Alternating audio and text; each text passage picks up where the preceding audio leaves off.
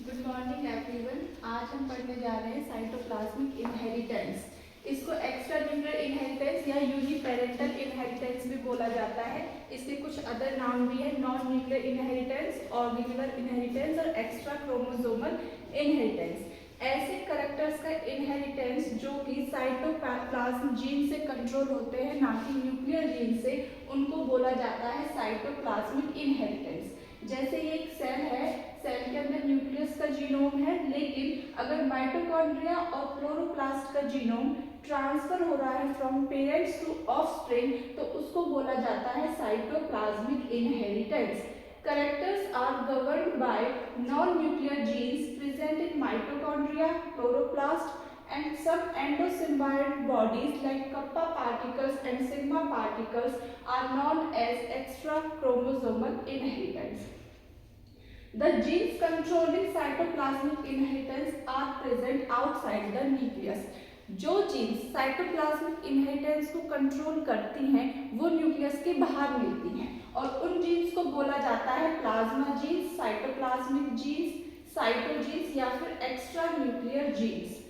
The sum total of all the genes present in cytoplasm, cytoplasm में जितनी भी genes present होती हैं न्यूक्लियर जीन्स को छोड़कर, उन सभी जीन्स को बोला जाता है प्लाज्मोन।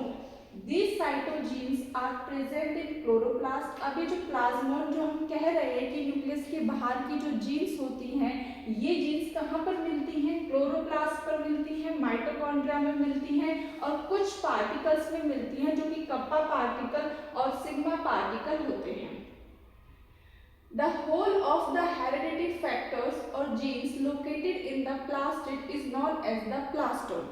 जितनी भी जीन्स हमारे प्लास्टिड के ऊपर मिलती हैं उन सभी जीन्स को बोला जाता है प्लास्टोम। और the sum total of the hereditary determinants located in the plastid is the प्लास्टोम।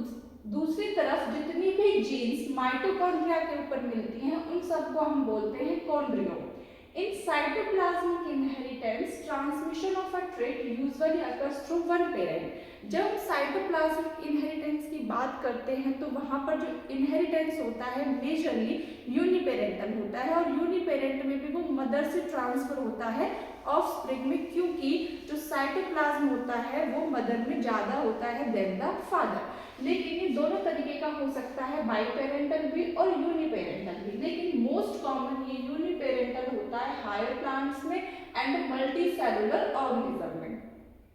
First convincing example जो साइटोप्लाज्मिक इनहेरिटेंस का देखा गया था वो देखा था कार्ल कॉल्स ने 1908 में मिराबिलिस जलाका में। अब मैटरनल इनहेरिटेंस के कैरेक्टरिस्टिक्स क्या हैं? The mitochondria and chloroplast are passed only from mother side, कि जो माइटोकॉन्ड्रिया क्लोरोप्लास्ट ट्रांसफर होंगे वो केवल मदर साइड से ही ट्रांसफर होते हैं। दूसरा कि जो रेसिप्रोकल क्रॉस यील्ड है उसका जो रिजल्ट है वो हमेशा अनइक्वल आएगा।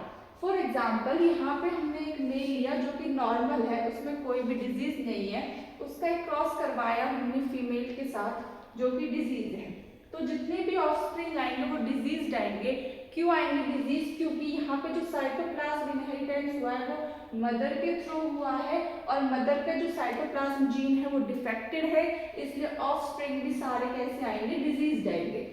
वहीं अगर हम इस क्रॉस को रेसिप्रोक कर देते हैं और अब हम फीमेल को नॉर्मल ले रहे हैं और मेल को डिजीज ले रहे हैं, तो जितने भी ऑफस्प्रिंग आएंगे ऑल नॉर्मल आएंगे।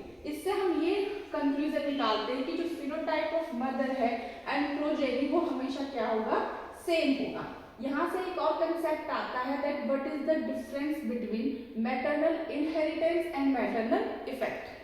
When the genes for a trait are inherited from the maternal cytoplasm, तो उसको बोला जाता है मैटरनल इनहेरिटेंस, और इसके एग्जाम्पल है प्लास्टिड इनहेरिटेंस इन मिराबिलिस जलाका।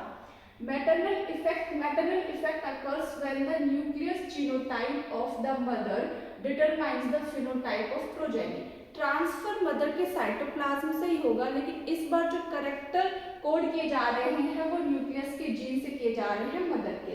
इसके एग्जाम्पल है शेल कॉइलिंग इन स्नेल।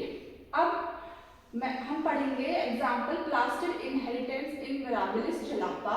ये कार्ल कॉरेंस ने 1908 के अंदर दिया था। जो मिराबिलिस जलाका 4 o'clock प्लांट होता है, इसमें 3 तरीके की ब्रांच देखने को मिलती हैं। ग्रीन ब्रांच जिनमें सारे सारे लीव्स कैसे होंगे, ग्रीन कलर के होंगे। व्हाइट ब्रांच जिसके सारे लीव्स व्हाइट कलर के होंगे। और वेरीगेटेड ब्रांच जिसमें ग्रीन और व्हाइट और वेरीगेटेड तीनों कलर के जो लीव्स हैं वो देखने को मिलते हैं। जब क्रॉस पॉलिनेशन की जाती है तो जब हम एग लेंगे, वो अगर हमने ग्रीन ब्रांच से लिया है, चाहे हमने पॉलन ग्रीन ब्रांच की ली हो या व्हाइट ब्रांच की ली हो या वेरीगेटेड ब्रांच की ली हो, लेकिन अगर एग ग्रीन प्लांट का है तो सारे के सारे प्रोजेनी ग्रीन ब्रांच के होंगे। ऐसा क्यों होगा? क्योंकि साइटोप्लाज्मिक इनहेरिटेंस में हमने पढ़ा है कि जो साइटोप्लाज्म है वो मदर से आएगा और जो ओव्यूल है उसका क्लोरोप्लास्ट में क्लोरोफिल है, क्योंकि वो ग्रीन ब्रांच से आया है तो उसका क्लोरोप्लास्ट नॉर्मल है। और जब नॉर्मल अगर किसी भी पॉलन ग्रेन के साथ क्रॉस करेगा तो प्रोजेनी सारे के सारे नॉर्मल ग्रीन कलर के ही आएंगे। व्हाइट ब्रांच तब बनती है जब क्लोरोप्लास्ट डिफेक्टेड होता है, इसका मतलब उसमें क्लोरोफिल नहीं है, तो लीव्स कैसे हैं, व्हाइट कलर के हैं। जब हमने व्हाइट फ्लावर की ब्रांच को एज अ एग लिया, फ्लावर से हमने ओव्यूल लिया, उसको हमने पॉलन से क्रॉस करवाया, चाहे बेशक हम पॉलन ग्रीन कलर की ले रहे हैं, व्हाइट कलर की ले रहे हैं या वेरीगेटेड ले रहे हैं, तो सारे के सारे ऑफस्प्रिंग जो है वो कैसे आएंगे, व्हाइट कलर के आएंगे। फिर हमने एग लिया वेरीगेटेड ब्रांच का, सेम पॉलन हम किसी भी ब्रांच की ले सकते हैं, जो हमारे ऑफस्प्रिंग आएंगे अब वो वेरीगेटेड में ग्रीन भी हो सकते हैं, व्हाइट भी हो सकते हैं, वेरीगेटेड भी, क्योंकि सेल के अंदर जो क्लोरोप्लास्ट है उसके अंदर वो डिफेक्टेड भी हो सकता है, नॉर्मल भी हो सकता है। अगर नॉर्मल के साथ पॉलन ग्रेन क्रॉस करेगी तो ग्रीन आएगा, अगर डिफेक्टेड के साथ करेगी तो वो कैसा आएगा, व्हाइट आएगा। इसको हम इस तरीके से भी शो कर सकते हैं कि हमने फीमेल का ब्रांच जो है वो ली वेरीगेटेड और उसका हमने क्रॉस करवाया पॉलन ग्रेन के साथ। पॉलन ग्रेन ग्रीन भी हो सकती है, व्हाइट भी और वेरीगेटेड भी। तो जितने भी F1 ब्रांचेस हैं वो कैसे भी आ सकते हैं, ग्रीन भी आ सकते हैं और व्हाइट भी।